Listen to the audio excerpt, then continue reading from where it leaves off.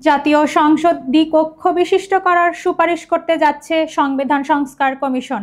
খসড়া প্রস্তাব অনুযায়ী সংসদের নিম্নকক্ষে আসন থাকবে 400। নির্বাচন হবে বর্তমান পদ্ধতিতে।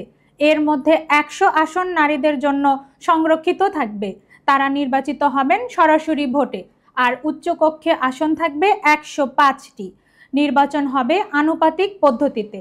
সংসদের 2 কক্ষ মিলিয়ে মোট আসন হবে 505টি। সংবিধান সংস্কার কমিশনের সূত্রে এসব তথ্য জানা গেছে। সাংবিধানিক একনায়কতন্ত্র ঠেকাতে বা এক ব্যক্তির হাতে যাতে ক্ষমতা কুক্ষিগত হয়ে না যায়, সেজন্য ক্ষমতার ভারসাম্য আনতে বেশ কিছু সুপারিশ করবে এই কমিশন। পাশাপাশি বিদ্যমান সংবিধানের মূলনীতিতেও পরিবর্তন আনার সুপারিশ করা হবে। সংবিধান সংস্কার কমিশন তাদের সংস্কার প্রস্তাব চূড়ান্ত করে শেষ মুহূর্তের কাজ করছে। আগামীকাল বুধবার অন্তর্বর্তী সরকারের প্রধান উপদেষ্টা অধ্যাপক মোহাম্মদ ইউনূসের কাছে প্রতিবেদন জমা দেবে।